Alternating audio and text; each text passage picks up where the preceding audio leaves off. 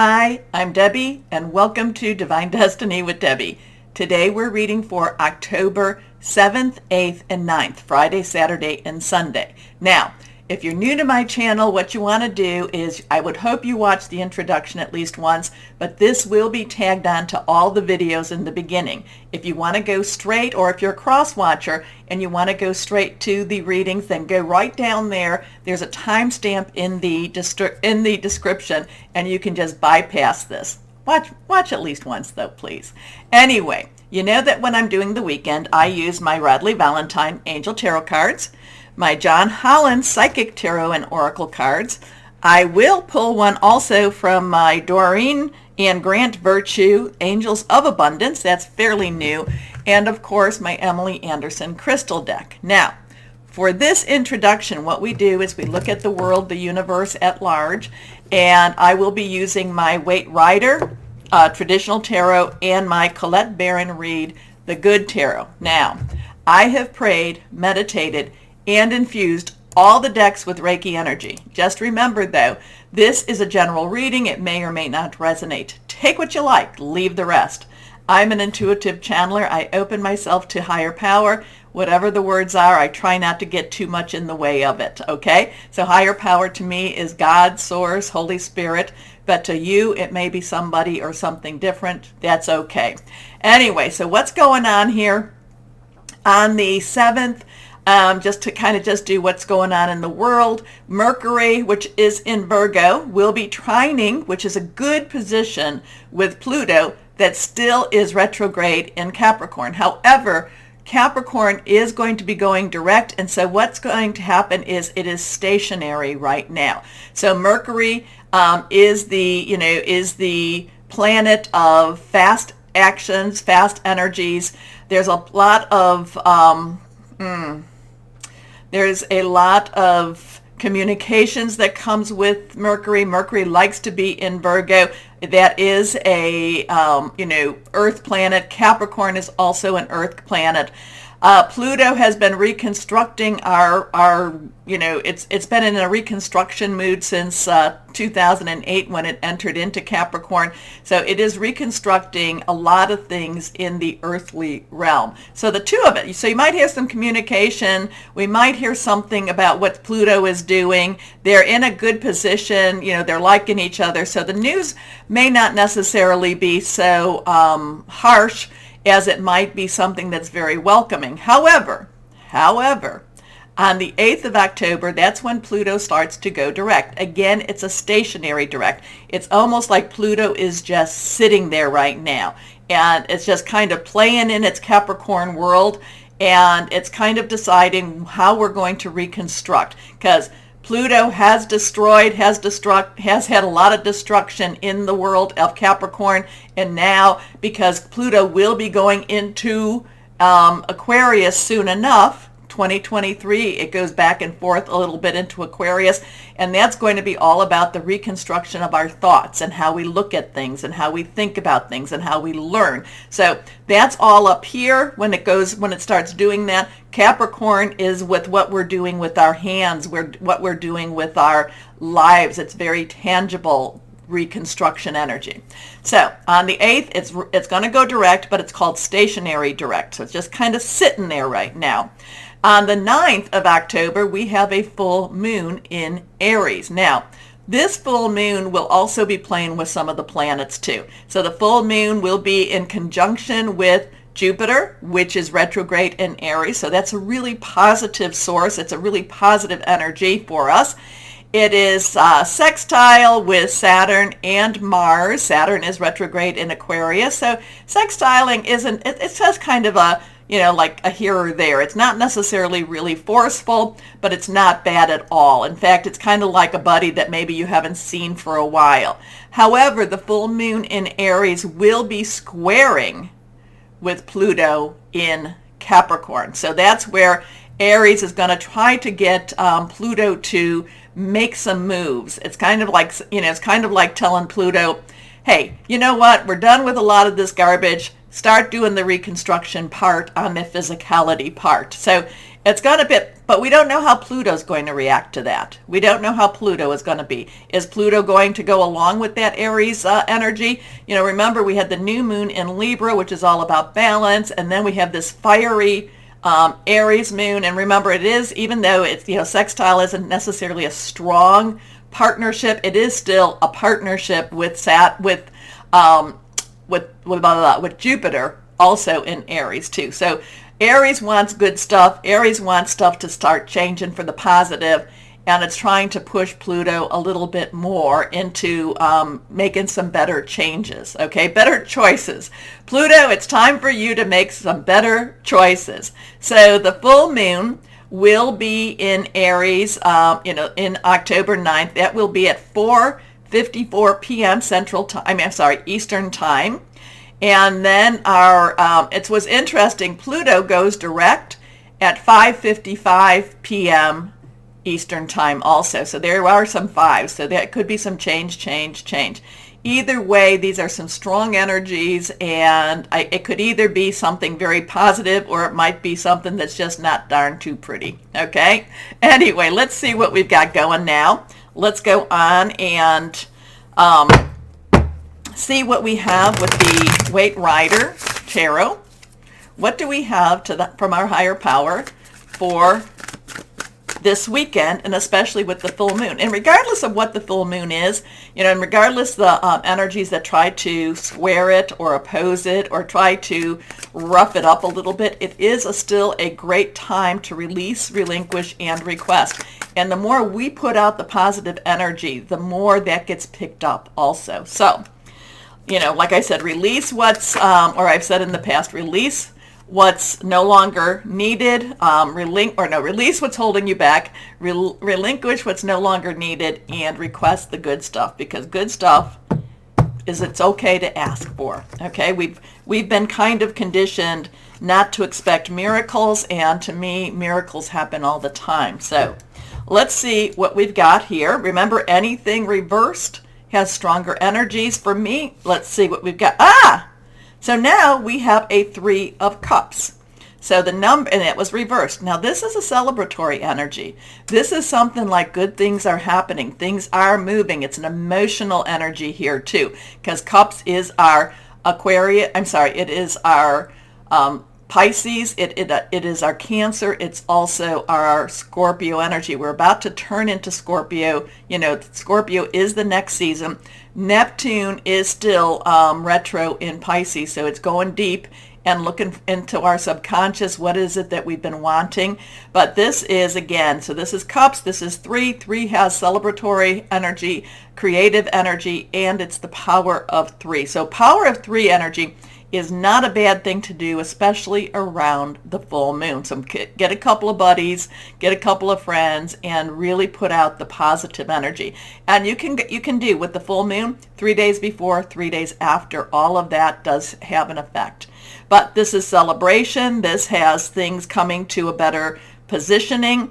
I know sometimes, the universe doesn't necessarily feel like it's, has a lot to celebrate about, but something is going on, something emotionally, something spiritually is going on. There's a spiritual, maybe a spiritual celebration about to occur. Here we go.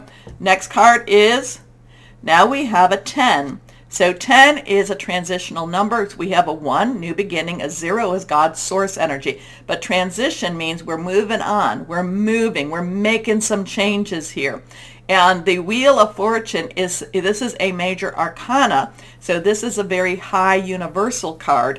And this is kind of saying there's been a lot of spiritual energy, that from that 0 to 9, there's been a lot of spiritual makeovers, spiritual ascensions, and now we're transitioning. If you think about what comes after transition, we have 11, which is justice, we have the 13, which is death, we have, the devil. We have a little bit more to go through, but on the other side of all that becomes the star, becomes the sun, becomes the world. So there is a lot of positive. It's just keep going. We just have some more to go through, but on the flip side, there is much better energies waiting us. Here we go. Next card is Now, this is again reversed. This is our rods. Rods are our fire sign. So there's Aries, full moon, Aries, Leo, Sagittarius, passionate, burning, determined energy, very consuming energy. So it takes the spirituality of the cup energy and it just makes it flame. It just makes it go after what you want. Now, twos are partnerships, decisions, crossroads. It could be, it could just be something that we have some choices about. The two of rods is a positive decision, is a decision that, it's like, here he is. He's got his two. He's got his hand on one. So it does look like a decision has been made. But he has the world awaiting him also. So this is a positive decision. This is a positive movement. But we also have this. So even though he has his hand on this, it doesn't necessarily mean that he is totally on board or totally, with this decision. He could change his mind. But it is something where you really step up. The two of rods is stepping up, and it's just, I do feel like there's a decision that's been made. Okay, so now the two other energies we haven't talked about is our air energy or our sword energy. That is Aquarius, Gemini, Libra. We are in Libra season.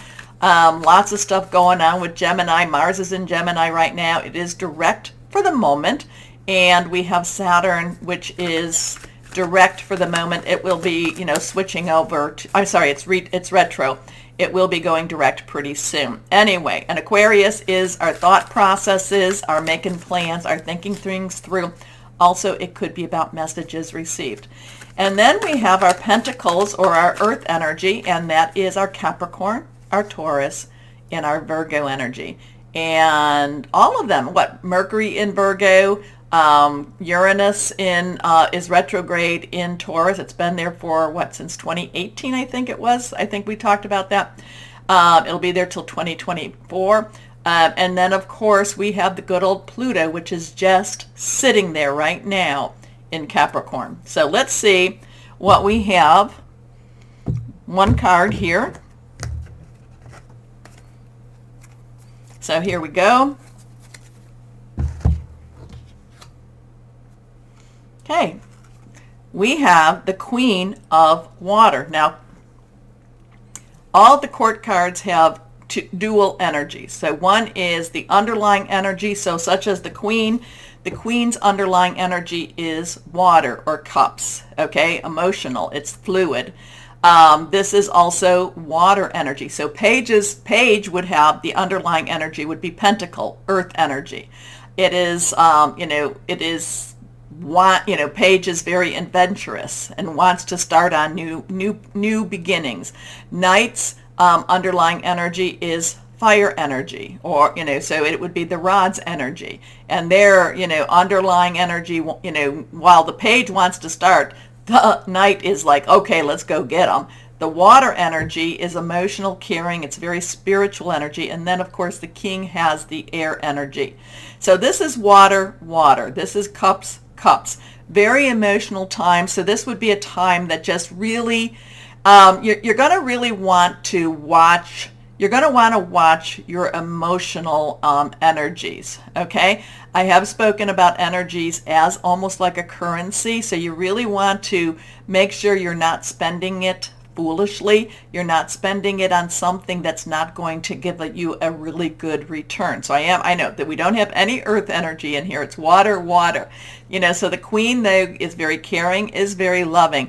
I'm just kind of feeling like the Queen is just, just doesn't necessarily feel the, she doesn't feel, I'm kind of feeling like this Queen is borderline with hope, okay? She's just wanting and she's hoping and she's wishing. At the same time, she's feeling things extremely deeply. So something's going on with her, but she's also royalty. She's also, steps up. She also puts her, even though her feelings are right out there and just right for everyone to see right now, she does know her job. She does know her duty. So something with this emotional energy, very fluid energy, spiritual energy. So this is, and again, I kind of feel this thing between her vacillating a little bit between a loss of hope, and yet hoping for miracles. Okay, so something about her is interesting, especially since we have celebration, we have wonderful choices, we have this, but even though things are moving forward, like I said, there's going to be some weird, it's still weird times. We still have that because we live in a weird universe right now. So the Queen, I'm just feeling like the Queen is kind of between a loss of hope and hoping for a miracle. I just feel like she's just a little bit in between there. So let me know what you're thinking about this. How did you read this? Because many of you do, so I really appreciate that. Take a moment, please, because this helps. This does help to like, share, subscribe, click on the bell for notifications. Keep me going, and I appreciate you doing that. Also comment. I do love hearing from you. So why don't we start our readings now?